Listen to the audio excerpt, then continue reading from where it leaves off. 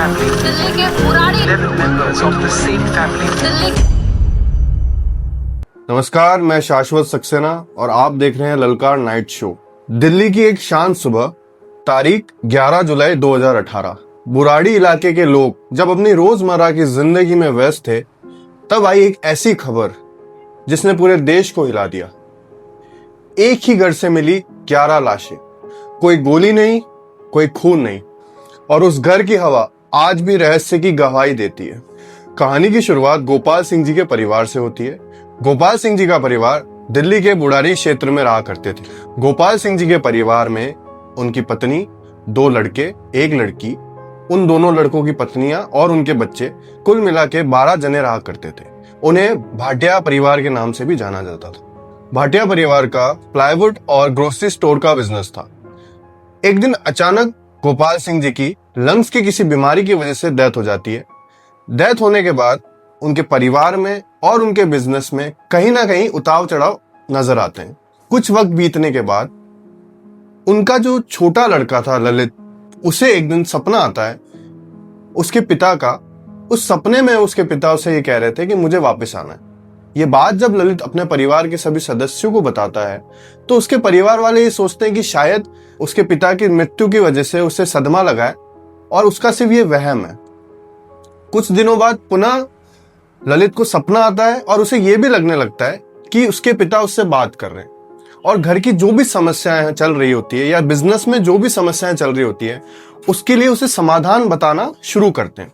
ये बात जब वो अपने परिवार को पुनः बताता है और समस्याओं का समाधान अपने परिवार के साथ शेयर करता है, जो कि उसके पिता ने उसे बताया था, तो उसके परिवार वाले इस बार उसकी बात को गौर करते हुए जो भी नुस्खे, जो भी समाधान ललित उन्हें बता रहा होता है, वो इस बार उस पर विश्वास करके और उसे करना शुरू करते हैं। धीरे धीरे उन समाधानों से छोटा मोटा परिणाम देख के जो ललित का परिवार होता है वो उस पर विश्वास करना चालू करता है और उन्हें लगने लगता है कि हाँ, शायद ललित के जो पिताजी हैं वो उनसे बात कर रहे हैं, उनकी समस्याओं का समाधान निकालने का प्रयास कर रहे हैं।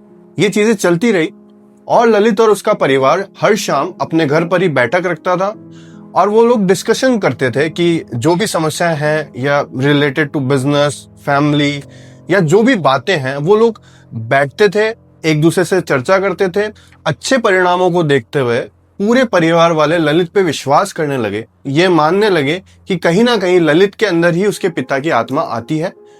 और समय के साथ कुछ ऐसी चीजें भी परिवार वालों को देखने को मिली, जैसे कि ललित की आवाज में थोड़ा सा परिवर्तन आता था। वो जो पूजा पाठ करता था उस समय जो आवाज थी वो कहीं ना कहीं सिमिलर टू उसके फादर आने लगी। उसकी हाव भाव, उसकी चाल ढाल थोड़ी बहुत सिमिलर होती जा रही थी उसके पिता की तरह ही। ये सब देखते हुए कहीं ना कहीं परिवार वाले ये मानने लगे थे कि हाँ, ललित के अंदर उसके पिता की आत्मा आती है। गौर करने की ये बात है कि ललित छोटी सी छोटी बातचीत को अपनी डायरी में लिखता था। पूरे दिनचर्या को उस डायरी में वो लिखा करता था। धीरे धीरे सब सही होने लगा। जो भी समस्याएं, जो भी प्रॉब्लम्स थी उनके परिवार की, वो सुलझने लगी, सब अच्छा होने लगा और ललित के ऊपर उसके परिवार का भरोसा और गहरा होता चला गया। कुछ वक्त बीत जाने के बाद ललित एक दिन अचानक अपने परिवार को ये कहता है कि उसके पिता यानी गोपाल सिंह जी वापस आ सकते हैं, वो वापस जिंदा हो सकते हैं। ये बात जानकर एक बार तो उसके परिवार वाले शॉक्ड हो गए, पर उसने ये बताया एक तरीका है जिसे उन्हें लाया जा सकता है। परिवार के सभी सदस्यों को एक विशेष अनुष्ठान करना होगा, जिसमें परिवार के सभी सदस्यों को फंदे से लटकना होगा। ललित का ये मानना था ये प्रक्रिया करने से उसके पिता वापस जिंदा हो जाएंगे।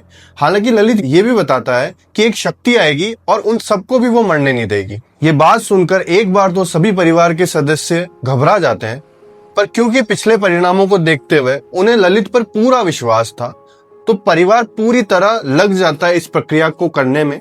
सभी सदस्य तैयारियों में लग जाते हैं। जो भी सामान इस प्रक्रिया में उपयोग होगा उसको इकट्ठा करने के लिए वो तैयारी करते हैं। फिर 11 जुलाई की शाम सभी परिवार के सदस्य इस प्रक्रिया को अंजाम देते हैं, ये सोचकर कि गोपाल सिंह जी वापस आ जाएंगे और कोई शक्ति आएगी जो उन्हें मरने से बचा लेगी। ये पूरी कहानी ललित के द्वारा लिखी 11 डायरी के शब्दों को जोड़कर बनती है। गौरतलब है कि गोपाल सिंह जी की डेथ के बाद ये पूरी कहानी 11 साल तक चली। ललित द्वारा लिखी किताबें भी कुल 11 थी, मरने वाले लोगों की संख्या भी 11 थी, और लोग बताते हैं ललित ने घर पे मरम्मत कराई थी, जहां उसने 11 पाइप लगवाए थे।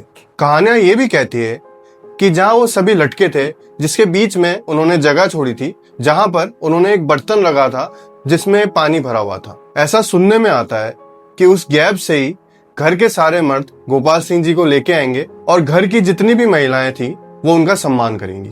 लोगों ने बातों को ऐसे भी जोड़ा था कि ललित ने जो घर में मरम्मत कराई थी और जो वो पाइप लगाए थे, उन पाइप में 4 पाइप के मुंह जो थे वो ऊपर की तरफ थे और 7 पाइप के जो मुंह थे वो नीचे की तरफ थे। घटनास्थल पर पुलिस को 10 लोगों की लाश फंदे में लटकी हुई मिलती है और घर की बुजुर्ग महिला की लाश फर्श में पड़ी हुई मिलती है और उनके मुंह से झाग भी निकल रहा होता है। पुलिस की रिपोर्ट के अनुसार इसे सामूहिक आत्महत्या कहा गया, जिसमें मानसिक और धार्मिक कारण जुड़े हुए थे। डॉक्टर का कहना था कि ये शेड्स ऑफ फिजियोसिस का केस है, जहां लोग भ्रम में जीने लगते हैं, एक का विश्वास सबका विश्वास बन जाता है। पर सवाल आज भी यही है कि इतनी शिक्षित फैमिली कैसे मान गई कि ये मौत नहीं मोक्ष है। आप जुड़े रहिए हमारे साथ ललकार नाइट शो में। मैं फिर मुलाकात करूंगा आपसे इसी तरह की कहानियों के साथ। आप बने रहिए और देखते रहिए ललकार नाइट शो। धन्यवाद।